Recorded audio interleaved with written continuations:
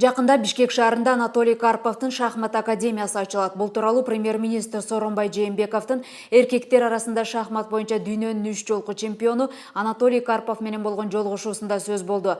Ал 25 мартта шахмат боюнча балдар арасында өткөн президенттин кубогун жеңүүчүлөрүн сыйлоо аземине катышуу үчүн Бишкек шаарына келген. Кыргыз шахматчылары менен жакшы тааныш экендигин жана жергиликтүү шахмат мектебинде жакшы билерин кошумчалады. Учурда федерация менен биргеликте Бишкек шаарында автордук шахмат академиясын ачуу иштери жүрүүдө. Премьер-министр Сооронбай Жээнбеков дүйнөнүн 3 жолку чемпиону Анатолий Карповго Кыргызстанда шахмат академиясын ачууну колдогондугу үчүн ыраазычылык билдирип, өкмөт анын ачылышына ар тараптуу колдоо көрсөтөрүн кошумчалады. Азыркы экономикалык шартта өлкөнүн прикладдык маанидеги инновациялык мүмкүнчүлүктөрүн ишке ашыруу зарыл. Мындай тапшырманы өкмөт башчы интеллектуалдык менчик жана инновациялар мамлекеттик кызматынын төрагасы Досалы Эсеналиевдин алдына койду. Өкмөт башчысы ата мекендик өнөр жай тармагын модернизациялоодо иликтөөлөрдүн жыйынтыгын чыгарууда. Жогорку окуу жайлардагы жаш окумуштуулардын инновациялык илим иликтөө ишмердүүлүгүн колдоого алуу зарылдыгын белгиледи. Премьер-министрден негизги тапшырма ушул багытта болду. Ушул инновациялык демилгелерди өндүрүшкө жеткирүү кененирээк болуш керек жана көп болуш керек деп. Мына ушул багытта биз негизги жумушту жүргүзүш керек. Албетте биз инновациялык демилгелерди колдонгон бизнесмендер, ишканалар бар. Бул багытта негизги жумуш бул комплекстүү болуш керек. Жалпы инвестициялык саясат, инновациялык демилге бирдиктүү болгондо гана ушул баягы ийгиликтерге жетише алабыз. Премьер-министр Сооронбай Жээнбеков мамлекеттик тил боюнча улуттук комиссиянын төрагасы Назаркул Ишекеев менен кыргыз тилинин өнүгүшүнүн келечегин талкуулады. Анда кыргыз тилин окутууда билим берүү тармагынын өзгөрүүлөрдү киргизүү зарылдыгын айтты. Бул багытта негизги кадам болуп, билим берүү жана илим министрлиги улуттук тест жүргүзүү борборунун Кыргыз тест башкармалыгы тарабынан даярдалган тесттердин интернеттеги колдонуучулар үчүн атайын электрондук программасын иштеп чыга тургандыгын айтты. Премьер-министр Бишкек шаарындагы Аккула ат майданынын абалы менен таанышып, аны оңдоо жана модернизациялоо керектигин белгиледи.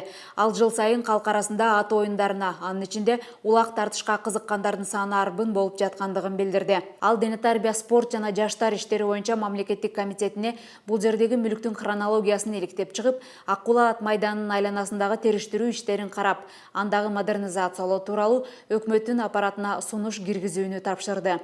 Ат майдандын жалпы аянты 54,4 гектар, 3000 көрүүчүгө ылайыкталган. Ипподромдун аймагында административдик имарат, спорттук ат оюндарын өткөрүүчү талаа, жатакана, аткана, кампалар жана жашабай турган бөлмөлөр жайгашкан. Бүгүнкү күндө бул өзү комплекс.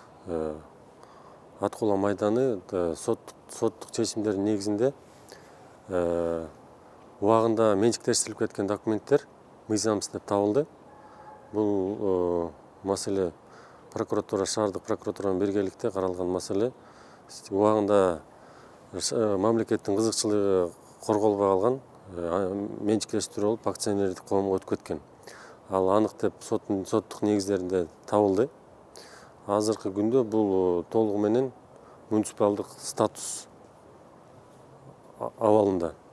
Азыркы күндө ошо өткөрүп алуу, кийинки иш-чаралар тууралуу жумуштар белгилеп турабыз. Жеңилген тарап жогорку сотко берем деген өзүнүн мындай айтканда оюн демилгесин айтып эле келүүдө, бирок андай боло элек. Жаңы жагдайларды табабыз деп атышат. Алар бере турган учурда биз маалымдар кабардар болобуз. Биз да каршы өзүбүздүн позициябыз менен чыгабыз.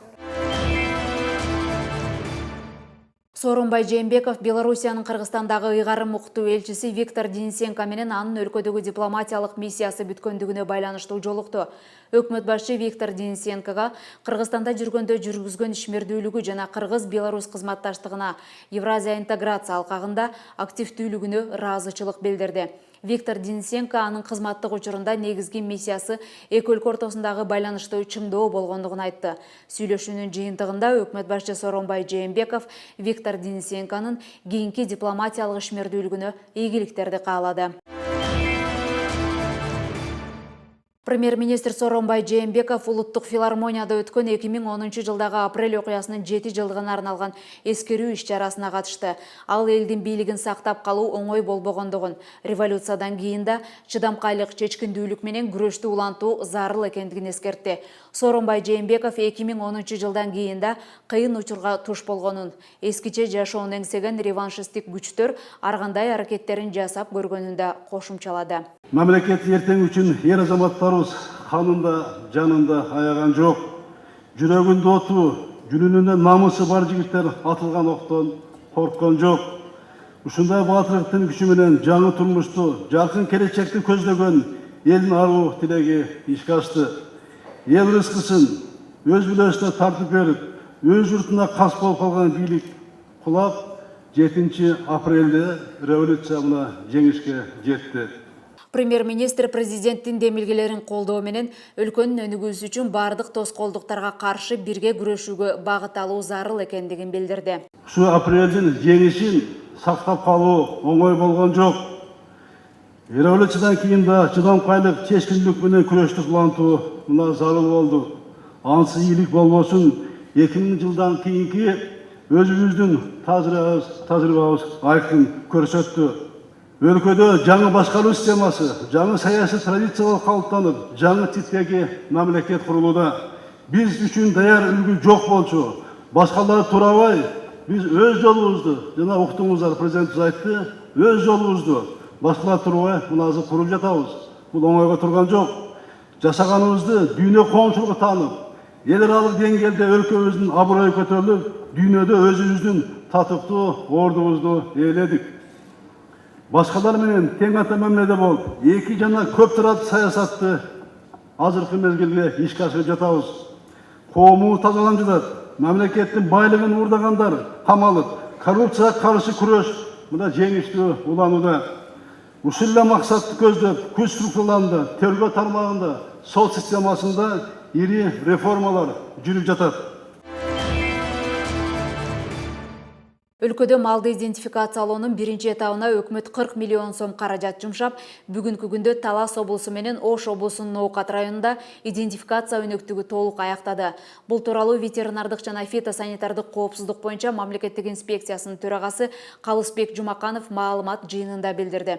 Инспекция долбоору ишке ашыруу үчүн өкмөттөн 28 миллион сом насыя алган. Аны 2018 жылдан баштап биркалардан түшкөн каражаттын эсебинен төлөй баштайт.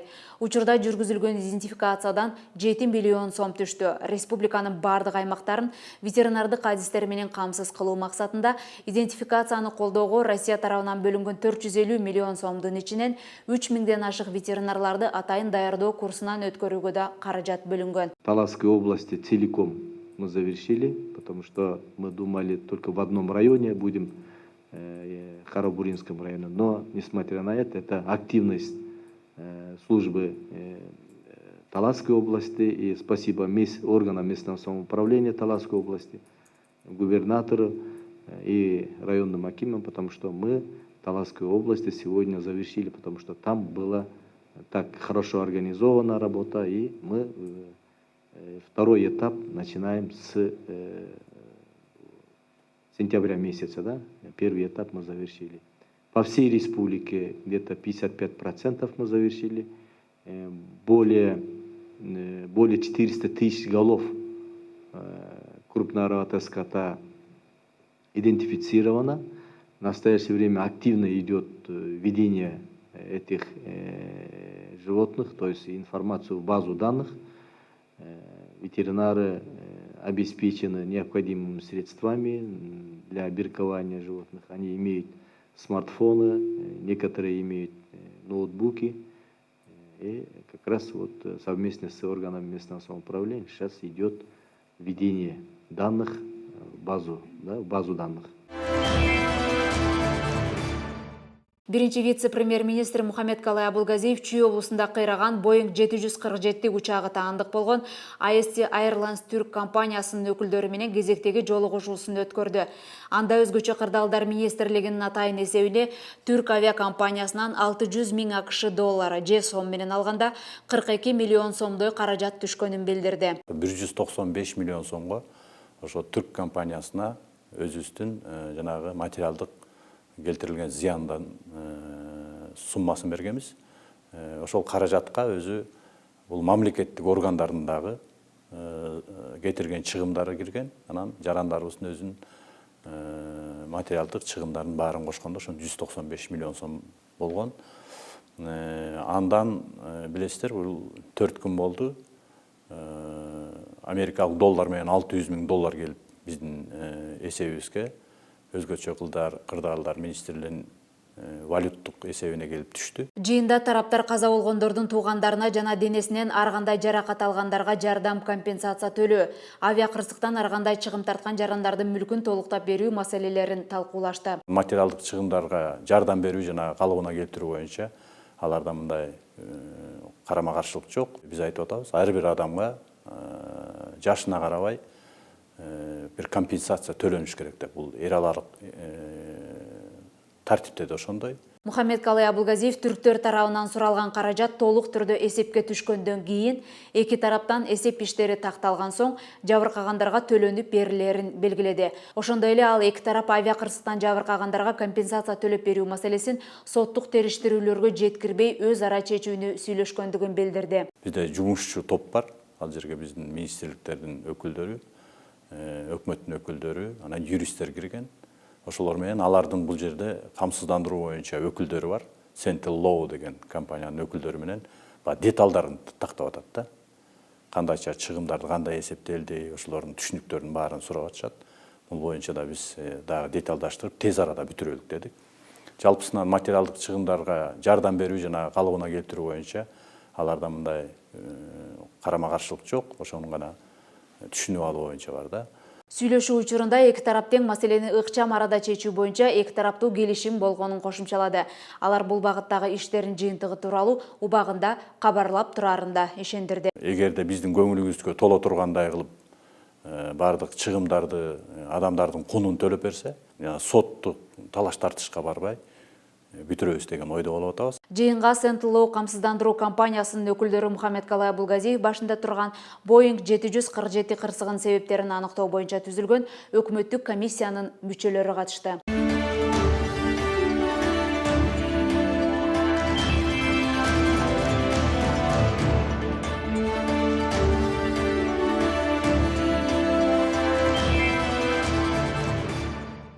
Силер билесиңерби, 2013 жылы Кыргызстанда жаныбарларды идентификациялоо тууралуу мыйзам жана жаныбарларды идентификациялоо эрежелери кабыл алынган.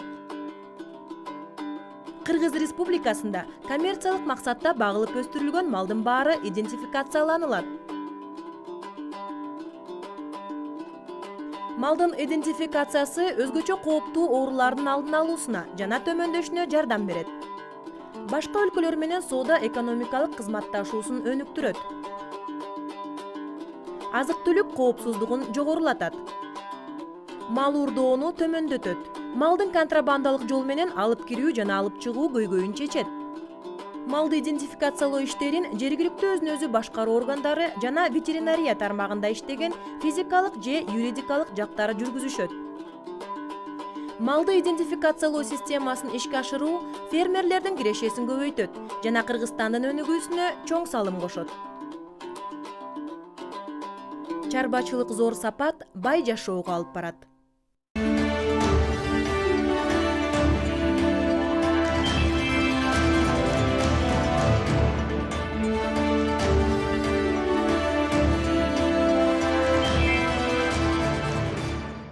Өкмөт Чүй дарыясынын боюндагы жээктерди бекемдөө иштерин ыкчам колго алды. Бул жумуштарды тездетпесе Бишкек-Нарын-Торукар жолун жууп кетүү коркунучу бар.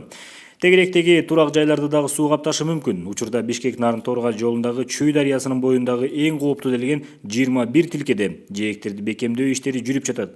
Бул жумуштар менен премьер-министр Сооронбай Жээнбеков таанышып, коркунучтун алдын алуу максатында суу жээктерин бекемдөөнү келерки айга чейин аяктагыла деген тапшырма берди.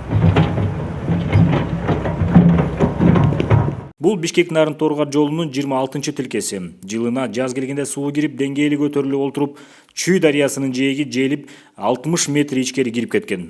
Быйыл да кыш оор болгондуктан суу ташкындайт деген коркунуч турат. Мындан улам сууну мурункунугуна келтирүү үчүн оор техниканын жардамы менен дарыянын жээги таштар менен кынапталып бекемделип жатат. Дамбанын жалпы узундугу 285 метр болот. Өзгөчө Кырдаалдар министрлиги Чүй дарыясынын жээгиндеги буга окшогон өзгөчө коркунуч туудурган дагы 9 тилкеде бекемдөө жумуштарын аткарып жатат. Азыр каражат болгондон кийин, акчаны берип аткандан кийин өзүбүз дебей башкасына тартыш керек. Тартып тендерге коюп күчтүн баары жумшаш керек. Эмне үчүн дегенде, мына быйыл кар абдан көп да. Барлыгы билесиңер, кар көп. Бир эле Чүй эмес, дарыясы эмес, Кыргызстан боюнча айылдардын баардыгы коркунучтуу болуп атат. Сайлардын боюнда жайгашкан көп айылдар. Ошон үчүн коргош үчүн көп күч керек азыр. Каражаттан областка да берели деп атабыз. Азыр бир эле министрлик ведомствосунан айыл өкмөттөрдө дагы акимдер, жергиликтүү бийлик дагы тапшырма берди өткөндө. Алып кеттиңер. Алар дагы чогуу көтөрүш керек да. Габиондорду даярдаш керек. Бүтүрөбүз. Биз азыр зачта кылып алсак да. Башка форманы кийип алып, галстук таштап коюп, келип иштей керек болот. Күнү кыдырып, карап, көзөмөлдөй болот. Бу жерде керек болот, эки сменде иштеш керек. Транспорт жана жолдор министрлиги тарабынан болсо, Чүй дарыясынын жээгинде кооптонуун жараткан 11 участок аныкталып, азыр анын 4-үндө жолдун жээктерин бекемдөө жумуштары бүттү. Калгандарына жумуш кызуу жүрүүдө. Зарыл болгон атайын техникалар тартылган. Суу жээгин бекемдөө иши апрель айынын ортосуна чейин аяктап калат. Себеби бул маалда Орто Токой суу сактагычындагы суу коюу берилет. 11 точка ушул апрелитеттик коркунуч болуп атат да, жолду жууп кетүү коркунучу. Биз азыр 44-километрде туруп атабыз. Жумуш башталды. Былтыр как раз бул жакта, сол жакта жолду жарымын жууп кеткен коркунуч бар эле. Ушулардын баардыгында жумуш башталган. 4 участок азыр бүттү. Азыр мына 5-участокто турабыз. Калгандары боюнча азыр жумуштарды жүргүзүп атабыз. Жалпысынан 2 мекеме тарабынан 21 тилкеде суу, жол жээктери бекемделип жатат. Негизи Чүй облусу боюнча 193 кооптуу участок бар. Быйыл биринчи жолу 120 миллион акча бөлүндү. Буга чейин өзүңүздөр билгендей 3 жылдан бери жылына 10 миллион, 15 миллион тегерегиндеген акчалар бөлүнүп келаткан. Бул эч кандай проблема чечкен эмес. Мына бүгүн өзүңүздөр 193 кооптуу участок бар Чүй областында. Буга чейин мен айтып коюшум керек, 1000 гектарга жакын биздин жерибиз, Чүй областынын жери 8 район, бир шаарыбыз бар. Ошонун территорияларынан 1000ге жакын гектар суунун астына кетти бартың. Ошо өзгөчө кырдаалдардын кесепетинен. Жылына бюджеттен жетишерлик каражат бөлүнбөгөндүктөн бул жумуштар жеткиликтүү деңгээлде аткарылбай келген. Быйыл дамба куруу жана дарыя жээгин бекемдөө жумуштарына мурдагыдан кыйла көп каражат каралган.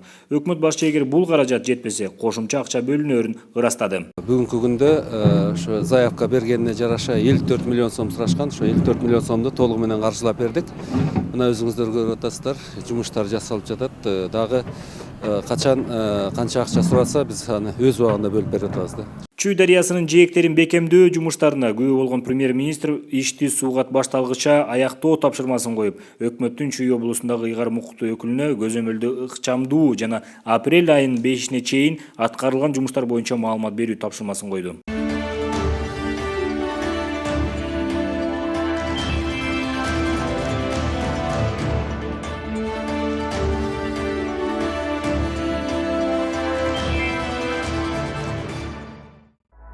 Урматтуу ишкерлер, өкмөт соода тейлөө ишканаларында милдеттүү түрдө пост терминалдарды орнотуу тууралуу токтом кабыл алынды. Терминалдарды орнотууга соода аянты 50 чарчы метрден жогору дүкөндөр, дарыканалар, сулуулук салондор, кафелер, ресторандар, медициналык борборлор, май куюучу жайлар жана башкалар милдеттүү. Урматтуу соода тейлөө түйүндөрүнүн ээлери, ылайыктуу банкты тандап, бардык шарттары жана тарифтери менен таанышып чыгыңыз. Келишим түзгөн соң банк өзү жабдоону орнотуп, ырастап, ошондой эле кызматкерлерди окутат. Бул эмнеге пайдалуу? Ушул жылдын 1-июлунан тартып, накталай эмес эсептешүү маалында сатык салыгы 0%га барабар болот. Накталай акча менен болгон жумушка кетчү чыгашаларды азайтасыз. Инкассация үчүн төлөбөйсүз. Ашык акчаны кайтарып берүү маселесин жаратпайт. Каражатыңыз коопсуз сакталат. Банктык карталар менен эсептешүү бул ыңгайлуу жана замандын талабы.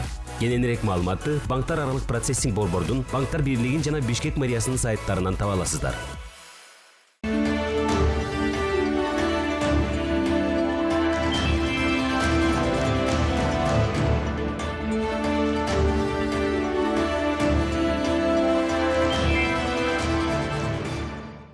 Саламатсыздар, урматтуу телекөрүүчүлөр. Биз бүгүн өлкөдө күндүн жылышы менен жолдорду тазалоо, өзгөчө кырдаалдардын алдын алуу багытында сөз кылабыз. Бул тууралуу кененирээк маалымат алуу үчүн транспорт жана жолдор министри Жамшитбек Калиловду чакырганбыз. Саламатсызбы, Жамшитбек Калилович?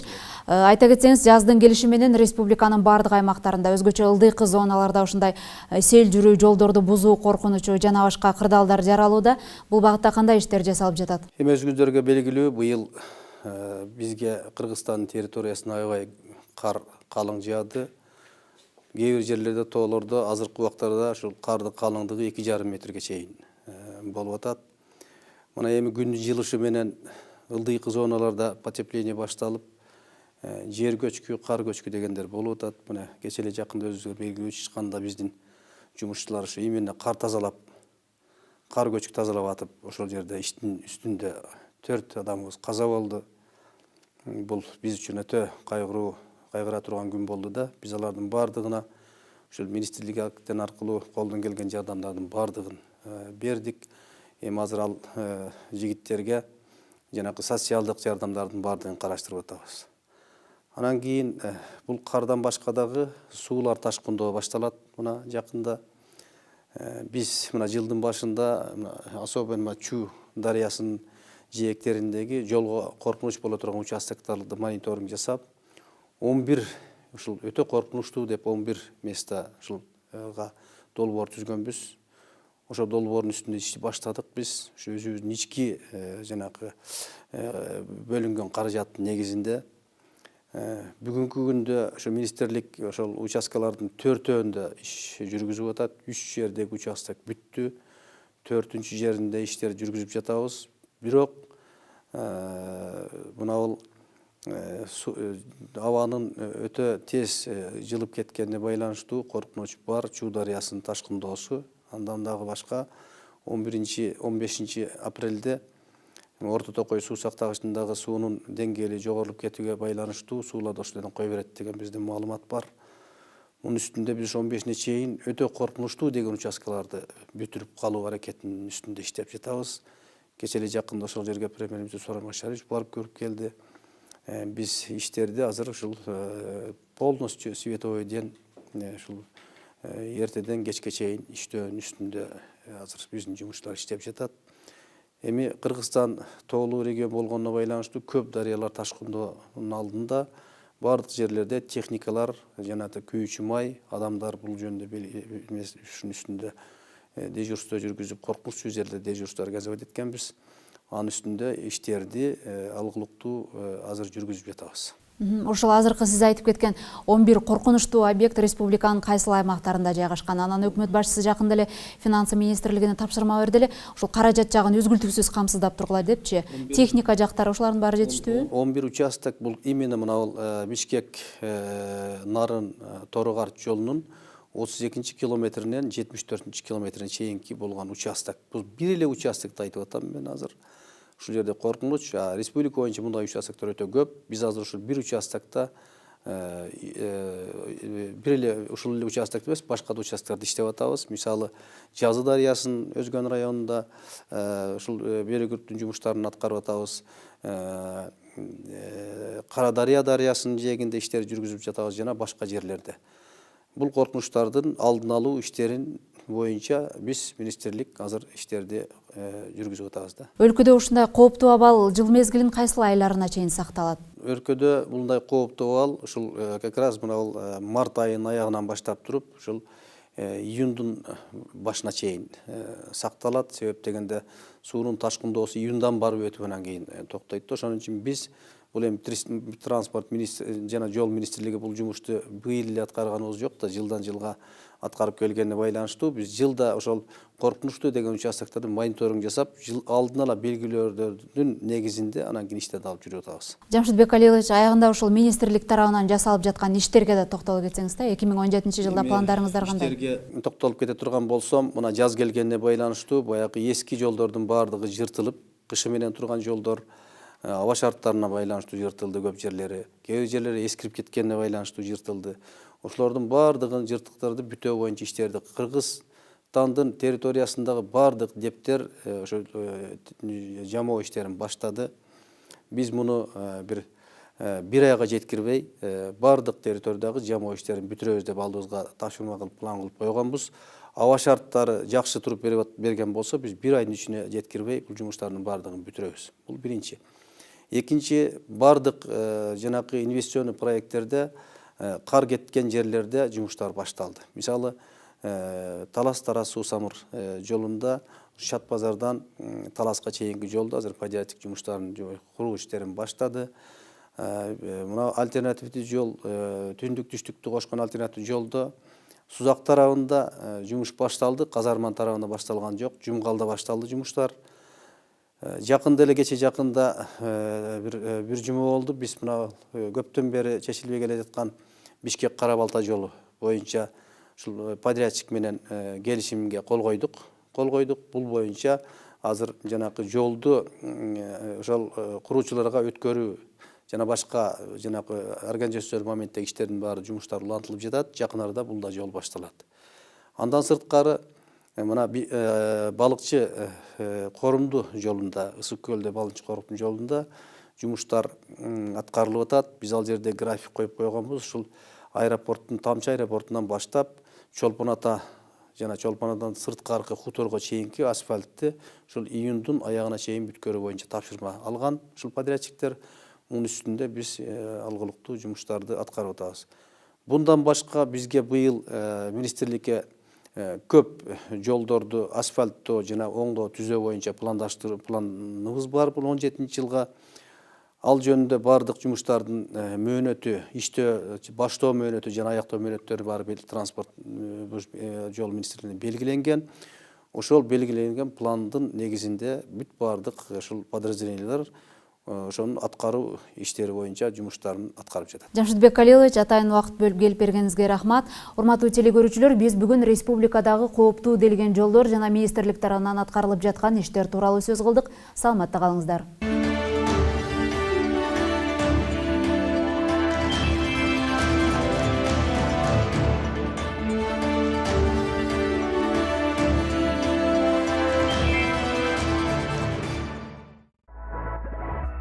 Урматтуу кыргызстандыктар, товар жана кызмат үчүн накталай эмес эсептешкиле. Сиздерге шарт түзүү максатында өкмөт соода аянты 50 чарчы метрден жогору болгон дүкөндөрдү, бардык кафелерди, дарыканаларды, май куюучу жайларды, чачтараштарды, медициналык борборлорду, пост терминалдарды орнотууга милдеттендирди. Өлкөнүн каалаган жеринде түрдүү товар жана кызмат көрсөтүүлөр үчүн банктык картанын жардамы менен төлөй аласыздар. Ири суммадагы акча же майда тыйындар менен байланыштуу көйгөйлөрдү жаратпайт. Жана сатуучу ашыкча акчасын кайтарып бере албаган жагдайга туш болбойсуз. СМС билдирүүлөрдү алып, чыгымдарыңызды көзөмөлдөй аласыңар. Картаны жоготуп же урдатып алсаңыз да, акча каражаттарыңыз коопсуздукта сакталып турат. Накталай эмес ыкма менен төлөмдөрүңөрдү кабыл алуусун талап кылгыла. Бул тез, заманбап жана ыңгайлуу.